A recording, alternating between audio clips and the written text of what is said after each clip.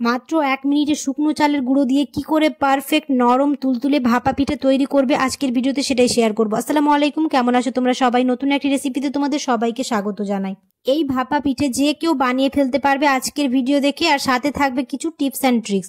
চলো তাহলে ভিডিওটা এবার শুরু করি। ভিডিও শুরু করার আগে একটাই রিকোয়েস্ট, চ্যানেলটিকে যদি সাবস্ক্রাইব না করে থাকো তাহলে সাবস্ক্রাইব করে দিও, আর ফেসবুক থেকে দেখলে পেজটাকে ফলো করতে ভুলো না। তো এখানে আমি মিক্সিং বলে নিয়ে নিলাম হচ্ছে শুকনো চালের গুঁড়ো। আমি এখানে 3 বাটি নিয়েছি, বেশি করে নিয়েছি, তার কারণটা একটু পরেই বলবো। তো খুব ভালো করে এবার এটাকে মেখে নেব। তার জন্য এখানে দিয়ে দেব হচ্ছে জলের মধ্যে 1 চা চামচ নুন দিয়ে খুব ভালো করে মিক্স করে একটু একটু করে জল দিয়ে খুব ভালো করে মেখে নেব। একটু একটু করে জল দেবো আর সাথে সাথে এরকম মিক্স করতে থাকবো, আর এমন করে মিক্স করব যাতে কোনো অংশে শুকনো ভাব না থাকে, পুরোটাই যাতে ভালো করে মাখা হয়ে যায়। একটু একটু করে জল দিয়ে এরকম করে মেখে নেব। সবগুলো জল একসাথে দেবো না, একটু একটু করে জল দেবো আর মাখতে থাকবো। যেহেতু আমি শুকনো চালের গুঁড়ো নিয়েছি তাহলে জলের পরিমাণটা একটুখানি বেশিই লাগবে। যদি আমরা ভিজা নিতাম তাহলে জলের পরিমাণটা কম লাগতো। তো আমি এখানে একটু একটু করে জল দিয়ে এরকম করে আটাটাকে মেখে নেব। এই ভাপা পিঠা বানানোর জন্য আমাদের জলের পরিমাণটা একদমই ঠিকঠাক রাখতে হবে, না হলে ভাপা পিঠাটা আর বেশি ভালো হবে না, ফেটে যাওয়ার চান্স থাকবে। তো জলের পরিমাণটা ঠিকঠাক রেখে আটাটা আমাদের মেখে নিতে হবে।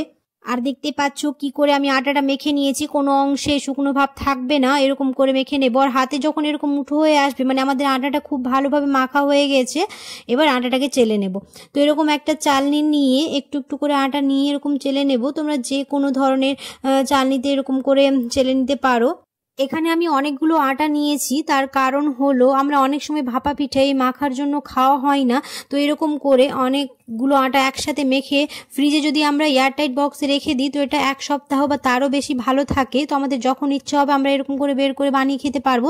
তাই আমি একসঙ্গে অনেকগুলো আটা মেখে রেখেছি। এই টিপসটা তোমরা ফলো করে দেখতে পারো, অনেক কাজে দিবে। যেহেতু আমাদের বাড়িতে তো একটা দুটো কাজ থাকে না, অনেকগুলো কাজ থাকে, এরকম করে খাওয়া হয় না। তো একসাথে যদি আমরা আটাগুলো মেখে রেখে দিই তাহলে যখন ইচ্ছা হবে বের করে খেতে পারবো। সকালবেলা চায়ের সাথে হোক বা রাতে ডিনারে হোক এরকম করে খেতে পারবো। তো আমি এরকম এয়ারটাইট বক্স এটা রেখে দিয়েছি, এটা 10 থেকে 15 দিন ভালো থেকে যায়।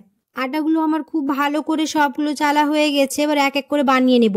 আর আমি চা ছাঁকনি নিয়েছি, চা ছাঁকনিতে 1 মিনিটে আমরা ভাপা পিঠে বানিয়ে ফেলতে পারবো। এরকম করে হালকা হাতে একটু করে চেপে আর প্রেসারের যে সিটিটা থাকে সেটা মুখে এরকম করে দিয়ে দেবো, আর 1 মিনিটে তৈরি হয়ে যাবে আমাদের এই ভাপা পিঠে।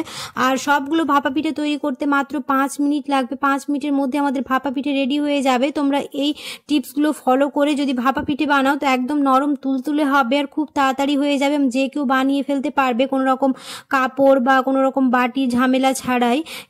দেখতেই পাচ্ছ সবগুলো বানানো হয়ে গেছে। আশা করছি আমার আজকের রেসিপি তোমাদের ভালো লেগেছে। যদি ভালো লেগে থাকে তাহলে অবশ্যই একটা লাইক করে দিও, আর কমেন্টে জানাতে ভুলো না কেমন হয়েছে। দেখা হবে খুব শিগগিরই পরে একটি নতুন রেসিপিতে। সবাই খুব ভালো থাকবে, সুস্থ থাকবে, সাবধানে থাকবে। আল্লাহ হাফেজ।